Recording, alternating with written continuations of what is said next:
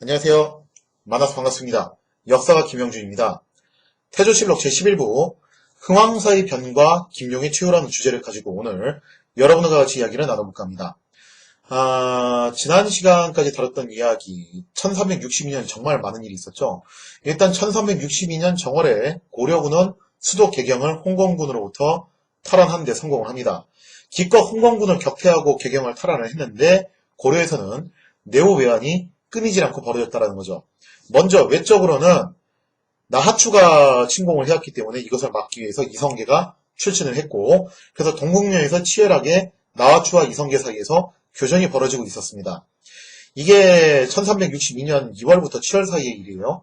그리고 그 와중에 고려 조정 내에서는 아주 엄청난 다크포스가 피어오르고 있었는데, 바로 김용이 무려 공민왕의 교지를 위조해서 정세훈을 살해를 했던 사건이 발생을 하죠. 그리고 이 정세훈을 살해했던 방식은 차도살인이었어요. 자기가 직접 죽인 게 아니라 안호, 이방실, 김득대 이 3대장이 칼을 이용해서 정세훈을 제거하고 입막음을 위해서 이 3대장도 전부 전격적으로 제거를 합니다. 그리고 심지어 자신의 조카까지 죽이는 아주 치밀하고 냉혹함을 보여주게 되죠. 그럼에도 불구하고 김용은 처벌받지 않고 공민왕으로부터 오히려 더 총애를 받게 되었다는 겁니다. 자, 그러면서 이렇게 고려 조정이 내후외환에 시달리고 있을 때 1362년 12월이었어요. 바로 그 무렵 좀 흉흉한 소문이 고려 조정에 또다시 돌기 시작합니다. 그 흉흉한 소문이 과연 무엇이었냐? 바로 원 제국에서 고려 왕을 교체하려고 한다는 소문이었어요. 이게 도대체 무엇이냐? 사실 고려와 원의 관계는 되게 미묘한 관계였죠, 그죠? 불편한 동거 관계였는데 엄밀하게 말하면은 원 제국의 실권을 갖고 있는 기황후 입장에서는 공민왕은 진짜 철천지 원수죠. 자신의 일족을 몰살시킨 원수 중의 원수잖아요. 그래서 공민왕을 절대 용서할 생각이 없었지만 요동 지역의 홍건군이 주둔을 하게 되면서 일단 불편한 제휴관계를 갖게 됩니다. 근데 그 홍건군이 1362년에 고려를 침공했다가 결국 완전히 털려서 돌아오게 되고 그 남은 잔당들도 거의 소탕을 당하게 됐다는 거예요. 그러면은 요동 지역의 홍건군이 사라졌으니까 당연히 이제 기왕 입장에서 무슨 생각 하겠어요? 본전을 찾아야겠다, 그죠? 복수를 하자, 그 생각했겠죠. 특히 이거를 좀 이제 옆에서 부추겼던 사람이 누구냐면은 다음 시간에 다시 설명을 드리겠지만 최유라는 또 희대의 간신내가 여기서 또 이거를 부추기게 됩니다. 그래서 당시 원 황실에서는 어떤 생각을 하냐면은 공민왕을 폐위시키고 덕흥군, 제가 예전에 기억해두라고 하신 인물이 있어요. 이 덕흥군을 새롭게 고려의 왕으로 추대를 하려고 했다라는 거죠. 그래서 이 덕흥군, 당시 이제 충선왕의 셋째 아들이었는데, 덕흥군은 본래 고려에 있었지만, 다시 설명드리자면은, 공민왕이 즉위했을 때 심대는 위협을 느껴가지고, 원 제국에 망명한 사람이죠. 그래서 어쨌든 원 황실에서는 이 덕흥군을 교체를 하려고 계획 중에 있었다라는 거예요. 그리고 그게 사전에 이제 소문이 좀 퍼져서, 고려 조정에도 이제 돌고 있는 상황이었다라는 거죠. 그래서 공민왕이 식겁해가지고, 이 소문의 진상을 알아보기 위해서 홍사범을 서북면 채복사, 여기서 말하는 채복사는 민정을 살피는 일종의 임시 조사관 역할을 맡은 사람입니다.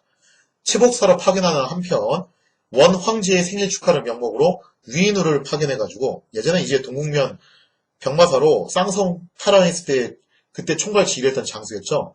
유인우를 파견을 해가지고 정탐을 하게 돼요. 자, 그러면서 이제 공민왕이 좀 전전긍긍해하고 있었는데, 사실 뭐 이제 기왕후 일파 측에서도 자기들이 이제 외부에서 공민왕을 무너뜨리고 덕흥군을 교체하는 방법도 있겠지만, 더 이를 원활하게 하기 위해서는 내부의 협력자가 필요로 했다라는 거예요. 그래서 그 내부의 협력자로 누구로 이제 점치고 두고 있었냐면은, 바로 김용을 점치고 두고 있었다라는 겁니다. 물론 김용과 기왕후 일파가 직접적인 커넥션이 있다라는 증거는 사실은 없어요. 이건 어디까지나 고려사 최후 열전에 그렇게 기대를 하고 있었다라고 이제 나온 기술이 있는데, 그런 기대를 했던 이유가 뭐냐면은, 김용이 어쨌든 왕명을 위조해가지고 정세현을 비롯했던 무장들을 싹 다 처리를 했단 말이에요. 근데 그 처리가 사실 공민왕이 원했던 것을 김용이 대신 해줬을 수도 있는 거지만, 어쨌거나 좀 이것도 일종의 월권을 행사해서 한 거잖아요. 그러니까 김용 입장에서는 불안했을 수도 있겠죠. 혹시라도 공민왕이 나중에 자기를 처벌하면 어떻게 하지, 그죠? 그래서 김용도 아마 그런 생각을 했을 수도 있었던 것 같아요. 지금 내가 이렇게 불안하게 사느니 마침 원 황실에서 고려 왕을 교체하려고 하니까 차라리 잘 됐다. 내가 더 큰 군을 지원해가지고 안에서 서포트를 해가지고 공민왕을 폐위시킨 데 일조를 하자. 그래서 김용과 귀황후 사이에 나름의 커넥션이 있었던 것이 아니냐. 뭐 그런 견해도 있습니다. 자, 아무튼 간에 이렇게 좀 불안한 상황이 전개되는 가운데 1363년 결국 사단이 벌어지게 됩니다. 어디서 사단이 벌어지냐면은 개경에 있는 흥왕사라는 절에서 사단이 벌어집니다. 왜 여기였냐? 원래 이제 공민왕이 복주, 안동까지 피난을 간 다음에 금방 안 돌아와요. 왜냐면은 개경이 피해 복구 하는데 시간이 좀 오래 걸렸거든요. 그래서 상당히 천천히 올라옵니다. 그러다가 1363년쯤 가면 더 이상 공민왕이 다른 데서 이제 삐대고 있을 수가 없는 상황이 돼버려가지고 개경으로 돌아옵니다. 그래서 개경으로 돌아오는데 문제는 아직 궁궐 수리가 완료되지 않은 상태였다는 거죠.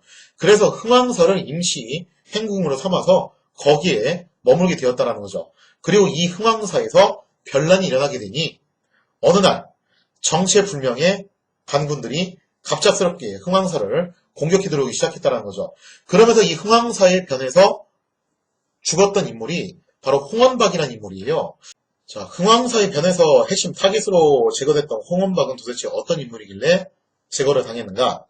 일단 김용 입장에서는 자신의 라이벌이라고 생각할 수 있었던 인물이 무신들 중에서도 최고의 시세였던 정세훈이 있었죠. 그리고 정세훈을 비롯해가지고 안우, 이방식, 김득배 3대장은 음모를 써가지고 제거를 했어요.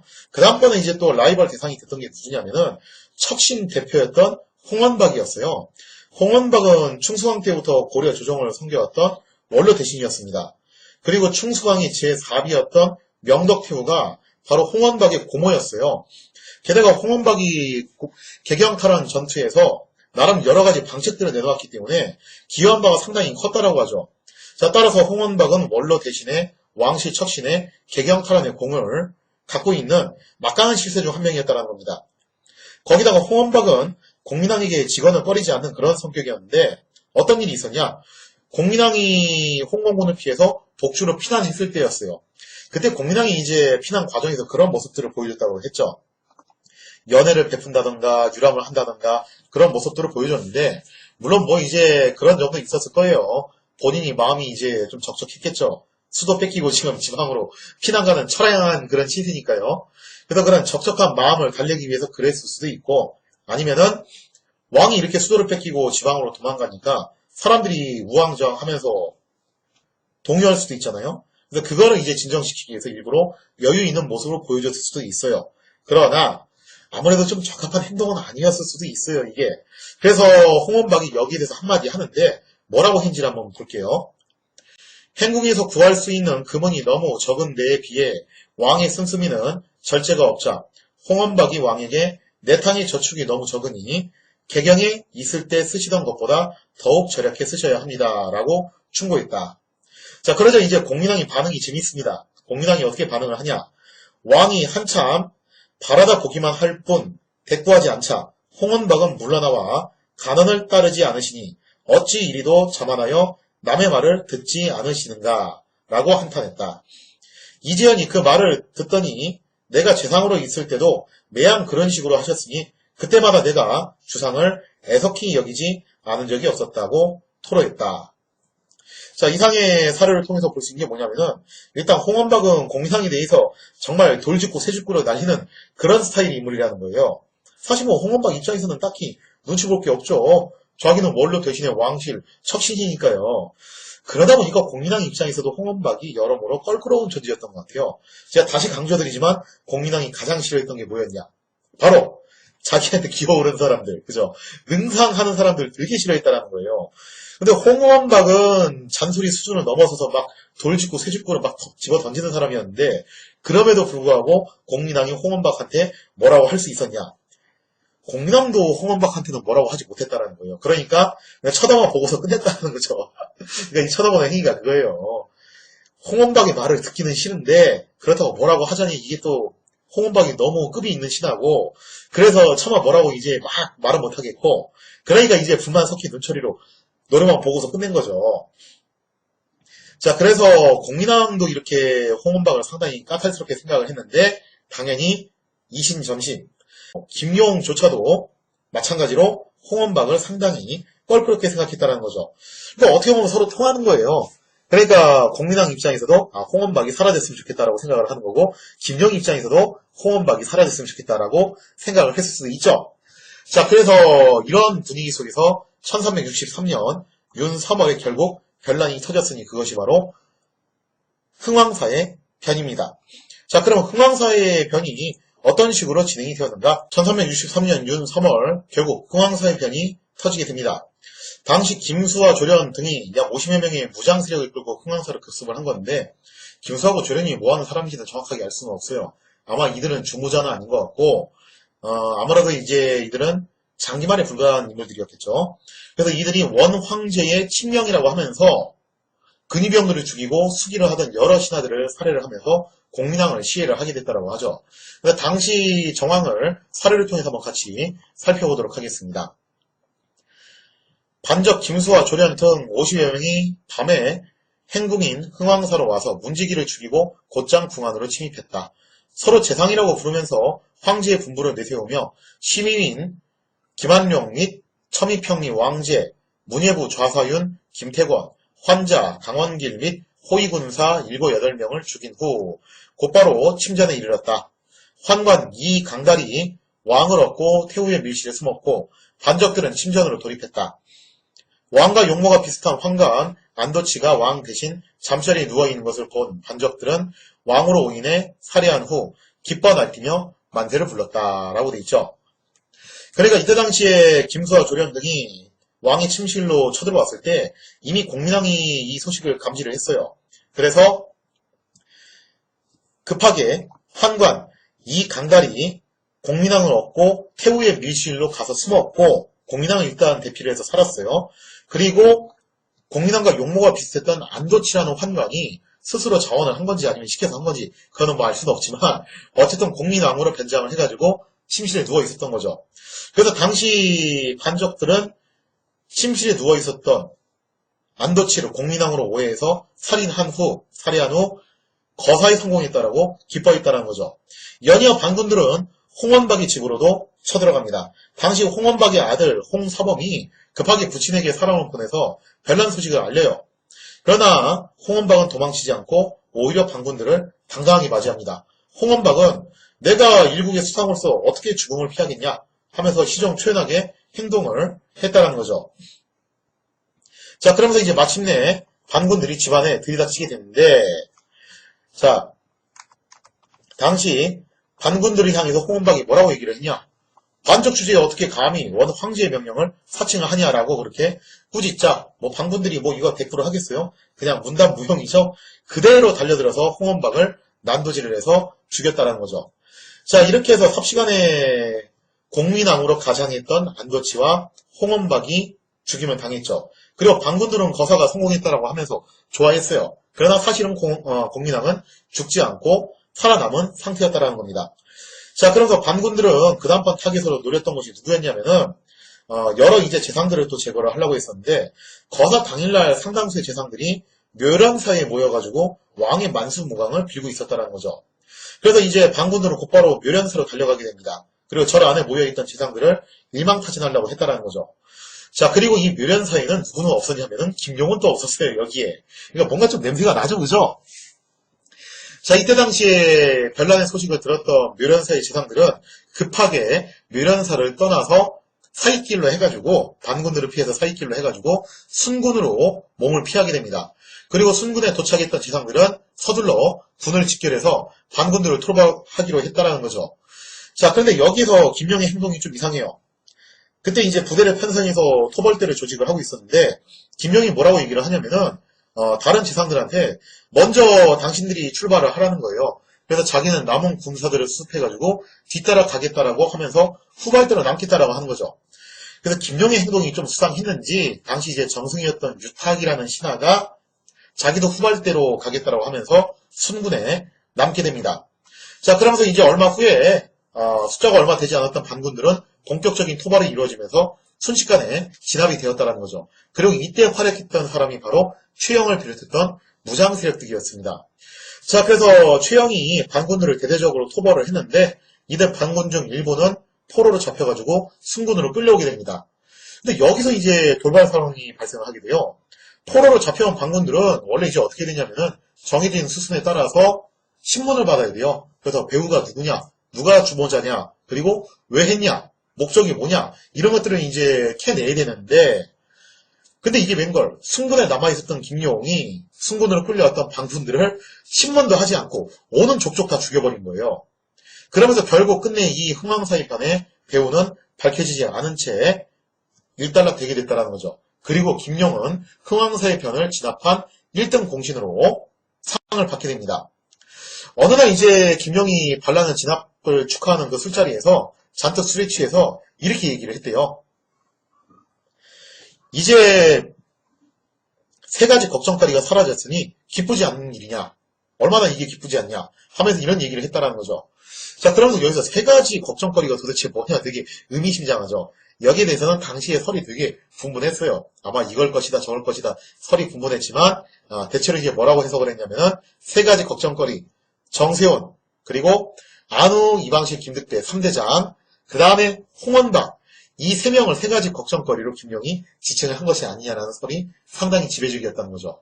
그래서 결과적으로 이제 나온 말이 뭐냐면 김용의 전행을 막을 수 있는 마지막 사람이 이제 홍원박이었는데 그 홍원박마저 제거됐으니 이제는 진짜 김용의 시대가 온 것이 아니냐. 뭐 그런 이제 말을 김용이 술김에 한 것이 아니겠냐. 그런 식으로 해석을 했다라는 거죠. 자, 그러나 김용의 시대는 오래가지 못했습니다. 왜냐? 흥왕사의 편 때 김용이 순군에 잡혀온 반군들을 신문을 하지 않고 모조리 죽였죠? 여기에 대해서 말이 나오겠어요? 안 나오겠어요? 결국에는 말이 나올 수밖에 없다라는 거예요. 특히 유탁이 그때 당시 순군에 남아서 상황을 지켜보고 있었기 때문에 김용의 행동이 나중에 문제제기가 됐다라는 거예요. 그래서 결국 공민왕도 각종 의혹이 불거진 김용을 밀성군으로, 오늘날 밀양입니다. 여기로 유배를 보내게 됩니다. 그리고 아마 김용은 유배지에 가서도 그런 생각을 했던 것 같아요. 지금까지 그랬던 것처럼 일단 잠깐 유배지에 갔다가 다시 용서를 받아가지고 복귀를 하겠지 라고 생각을 했던 것 같은데 이번에는 그렇지 않았습니다. 밀성군으로 유배를 간 김용, 예전처럼 다시 이제 사면을 받고 돌아올 줄 알았는데 이번엔 좀 달랐어요. 당시 공민왕이 아무래도 좀 시간이 흐름에 따라서 이 사건의 배우가 김용이라는 말을 좀 들은 것 같아요. 그런 정황이 어느 정도 파악이 된 것 같아요. 그래서 본격적인 수사를 위해서 임견미를 파견을 하게 됩니다. 그래서 김용은 밀성군에서 계림부, 오늘날은 이제 경주예요. 계림부로 끌려와서 거기서 국문을 받게 돼요. 자, 그러면서 이제 임견미가 추궁을 하죠. 추궁을 하면서 증거들을 제시를 하니까 김용이 결국 자기가 이제 빠져나가기 힘들다는 것을 깨달아요. 그러면서 이제 차선책을 선택을 합니다. 뭐라고 얘기를 하냐면은 내가 이제 변란을 주도했다고 치자. 그러나 내가 변란을 주도했던 것은 왕을 시하려고 했던 것이 아니라 홍원박을 제거하려고 했던 것이다. 라고 이제 그렇게 차선책으로 가게 되죠. 그래서 이제 공민왕은 자기는 왕을 시할 생각이 없으면서 단순히 이제 홍원박을 제거하려고 했던 내부 권력 다툼이었다라고 변명을 하는데 그러자 임견미가 물어봐요. 그래 좋다. 홍원박을 죽일 생각이었다라고 하면은 그러면 안도치는 왜 죽였냐 이거죠. 안도치가 공민왕으로 변장하고 있었잖아요. 근데 그 공민왕으로 변장했다 안도치를 죽였다라는 것은 결국 공민왕을 시할 생각이 있었다는 얘기 아니냐라는 거예요. 여기서 이제 김용이 답변을 못합니다. 그러면서 결국 김용은 여기서 이제 최후를 맞이하게 되었다는 거죠. 자, 그래서 이제 당시 정황을 사례를 통해서 한번 살펴보면요. 사례를 이렇게 써 있죠. 대호군 임견미와 호군 김두를 보내 김용을 계림부로 이감시킨 뒤 안념사 이보림과 함께 그를 국문하게 했다. 김용이 내가 8년 동안 삼재로 있으면서 여기서 삼재는 판호부를 말하는 건데 그냥 아주 쉽게 해석하면은 재상의 반열에 있었다라고 보시면 될 것 같아요. 모든 일을 내 뜻대로 했는데 무엇하러 임금을 해칠 마음을 품었겠는가. 다만 홍시중을 제거하려 했을 뿐이다 라고 변명하니 자 임견미 등이 안도치는 왜 죽였냐라고 따지자 김용이 대답하지 못했다. 드디어 김용이 사지를 갈라 각 도에 조리 돌린 후 머리를 개경으로 보내 큰 거리에 내걸었으며 가산을 모두 몰수하고 그 집 자리는 연못으로 만들었다. 그러면서 김용은 이렇게 비극적인 최후로 맞이하게 됩니다. 자, 근데 그 뒤에 공민왕의 반응이 좀 되게 이상해요. 김용이 처형당한 후 왕은 늘 옛 일을 생각하며 그를 위해 눈물을 흘리면서 자기를 죽이려고 했던 사람을 위해서 눈물을 흘렸대요. 그러면서 뭐라고 얘기하냐면은 내가 누구를 믿겠는가 하고 새삼 탄식했다라고 하죠. 그리고 승군에 명하여 더 이상 김용 일당의 죄를 묻지 말게 했다. 되게 좀 뒤에 끝 마무리가 좀 묘하죠. 공민왕의 태도가 정말 이상하다라는 거예요. 자, 여기서 이제 김용이 주도를 했던 흥왕사의 변, 거기에 대한 이야기를 조금 더 이제 진행을 해보자면요. 일단 흥왕사의 변에 대해서 오피셜적인 견해가 있고 약간은 좀 음모론적인 견해가 있어요. 두 가지 견해를 좀 이제 설명을 해드리자면요. 먼저 첫째, 오피셜적인 견해는 이거예요. 당시 원 황실에서는 공민왕을 폐위시키고 더 큰 권을 교체하려는 시도가 있었어요. 그리고 여기에 대해서 김용이 내응을 했다는 거죠. 내응을 했던 이유가 뭐였냐? 공민왕이 왕의 교지를 위조해서 정세훈과 3대장을 제거를 했기 때문에 이게 들통날까봐 내응을 한 것이고, 그래서 사전 작업으로 흥왕사의 변을 일으켜서 공민왕을 제거를 한 것이 아니냐. 그래서 제거하려고 했다가 이게 실패하면서 자기가 이제 빠져나오려고 했던 거죠. 그때 이제 자기 밑에 있던 사람들한테, 자기랑 같이 이걸 했던 사람들한테 덤탱이를 씌워서 다 덮어씌우고 입막음을 해서 제거를 한 다음에 자기는 빠져나오려고 했다가 나중에 이런저런 증언들이 나오면서 결국 비참한 추후를 맞이한 것이 아니냐. 이게 가장 오피셜적인 견해예요. 그러나 이제 또 다른 견해는 뭐가 있냐면은 약간은 음모론적인 견해지만 이게 근거가 또 전혀 없는 이야기도 아니에요. 어떤 견해가 있냐면은 사실 정세훈 피살 사건부터 시작해가지고 흥왕사의 변까지 전부 뭐였다? 김용과 공민왕 사이에서 짜고 치는 고스톱이었다는 거예요. 여기는 이제 근거가 뭐냐면은 일단 첫째, 공민왕은 무신들을 별로 좋아하지 않았다라고 했죠. 그래서 군인들이 권력을 장악하는 것을 상당히 꺼려했기 때문에 처음부터 정세훈과 안우, 이방실, 김득배 등을 탐탁치 않게 보고 있었다는 거예요. 특히 이들이 개경탈환전에서 막대한 공을 세운 것에 대해서 상당히 껄쩍지근했다는 거죠.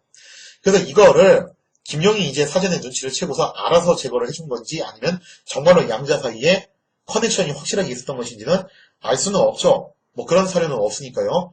그러나 어쨌거나 이신전심으로 통했던 것 같아요. 자, 그래서 김용이 이제 이들을 왕명을 교지를 위조를 해가지고 제거를 해버리고 난 다음에 공민왕이 보여줬던 패턴이 재밌어요. 정세훈을 제거한 다음에 공민왕은 여기에 대해서 깜짝 놀란 척하면서 뭐라고 얘기를 하냐면 왜 정세훈이 제거될 수밖에 없었는가, 거기다 명분을 만들어줍니다. 그리고 안우와 3대장이 제거된 다음에도 깜짝 놀라는 척하면서 이들이 왜 제거당할 수밖에 없는지 또 그 명분을 만들어줘요. 되게 재밌는 패턴으로 간다는 거예요. 그러면서 김용은 끝까지 처벌을 안 받았다는 거예요. 이 부분은 지난 시간에 다뤘었죠. 자, 그리고 흥왕사의 편에서 핵심적으로 제거됐던 것은 결국에는 홍원박인데, 홍원박이라는 사람의 포지션이 척신의 대표이면서 원로 대신이었다는 거죠. 그리고 공민왕을 향해서 돌직구 쇠직구를 날려대기 때문에 공민왕 입장에서도 껄끄러운 인물이었고 김용 입장에서도 부담스러운 인물이었어요. 그러니까 이신정심으로 또 통하는 거죠. 양자가 더 공통 분모로 제거하고 싶었던 것이 홍원박이 아니었겠냐라는 거예요. 그래서 흥왕사의 변을 좀 다르게 해석하는 견해는 이런 견해가 있어요. 공민왕과 김용이 짜고 쳤다라는 거죠. 짜고 치면서 공민왕이 김용한테 이런 거예요. 너가 변란을 일으켜가지고 홍원박을 비롯해서 몇 명을 제거를 해라. 그리고 그냥 얘들만 제거를 하면 좀 이게 이상한 모양새가 되니까 나를 시하려는 시도를 하라고 했겠죠. 그러면서 이제 실행자 한 명 만드는 거예요. 자기하고 용모가 비슷했던 안도치를 뭐 자이언지 타이언지는 모르겠지만 자기로 변장을 시켜가지고 침실에 눕혀놓을 테니까 죽이라고 한 거예요. 자, 그러면서 이제 김용이 이거를 착실하게 진행을 했어요. 그리고 예정된 수순에 따라서 자기는 순군에 남아있다가 잡혀놓은 반군들을 신문을 하지 않고 싹 다 제거를 한 겁니다. 그리고 공민왕은 모르는 척 하면서 김용을 1등 공신으로 삼은 거예요. 근데 여기서 이제 변수가 생긴 거예요. 왜냐면은 이때 당시에 의혹을 제기했던 사람들이 존재를 했었다라는 거죠. 특히 당시 이제 토벌에 참여를 하지 않고 김용과 같이 순군에 남아있었던 사람들이 있었죠. 바로 유탁을 비롯해가지고 순군에 남아있던 사람들이 지금 이 김용이 순군에 잡혀왔던 애들 신문도 안 하고 막 죽이더라. 이거 문제 있는 거 아니냐 하니까 결국 공민왕이 마지못해서 유배를 보냅니다. 유배 보내면서 그랬겠죠. 지금 상황이 시끄러워서 그런데 내 딴만 가가지고 좀 쉬다 와. 그럼 나중에 다시 내가 특사 써가지고 풀어줄게. 이런 식으로 이제 해가지고 김용을 아마 보낸 게 아니었겠냐. 그래서 이제 밀성군으로 유배를 갔던 김용이 가서 뭐 그렇게 정하지 않고 잘 있어요. 그러다가 사건이 계속 일파만파 커지면서 결국 이 별난의 배후에 김용이 있었다는 것이 계속 입증이 되니까 공민왕이 결국에는 토사구팽, 꼬리 자르기를 하려고 이게 또 자기까지 이게 넘어오면 곤란해지잖아요. 그러려고 김용을 제거한 것이 아니었겠냐라는 그런 견해가 있어요. 그러니까 김용 입장에서는 지금 이거 당황스러운 상황이 된 거죠. 이게 아닌데 시나리오가. 그러면서 이제 김용 입장에서는 적어도 왕을 시해했다는 죄만은 좀 피해야 되겠다. 그러면 진짜 이거 빼도 박도 못하고 죽으니까. 그래서 뭐라고 이제 둘러댄 거냐면은 임견미한테 나는 왕을 시해하려고 했던 게 아니라 홍원박을 제거하려고 했던 것이다 라고 둘러댔지만 임견미가 전곡을 찌른 거예요. 그러면 안도치는 왜 죽이려고 했냐 라고 하니까 여기서 이제 김용이 어버어버 하면서 대답을 하지 못하고 결국 죽임을 당했다는 거죠. 자, 이렇게 해서 이제 두 가지 견해가 있어요. 뭐 어떤 견해가 맞는지는 여러분들이 각자 알아서 선택을 하시기 바랍니다. 그래서 이 두 가지 견해 어떻게 해석하냐에 따라서 공민왕이 마지막에 흘렸던 눈물의 의미도 달라졌을 수 있죠. 먼저 첫 번째, 오피셜적인 견해에 따르면은 공민왕이 마지막에 흘렸던 눈물은 아마 이거였을 거예요.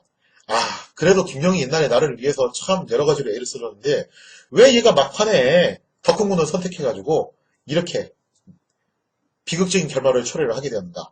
거기에 대해서 이제 감상이 젖은 눈물이었을 수도 있고 아니면 또 다른 눈물은 이거였을 수도 있어요.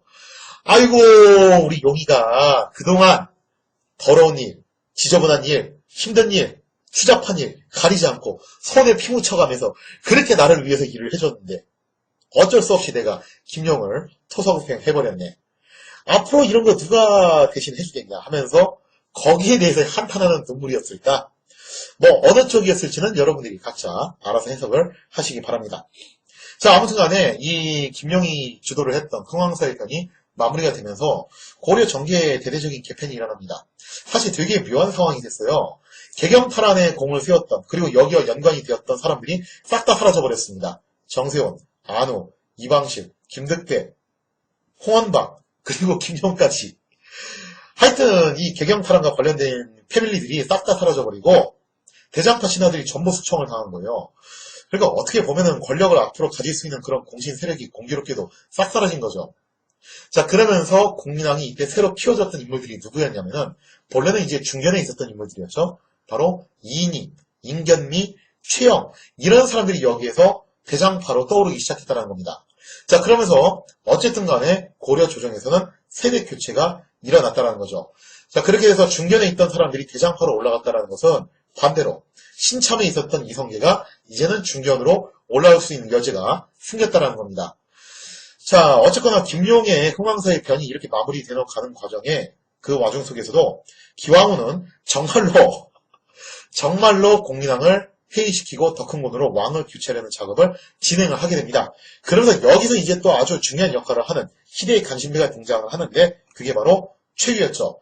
과연 최유가 주도를 했던 덕흥군 옹립 사건은 성공할 것인가?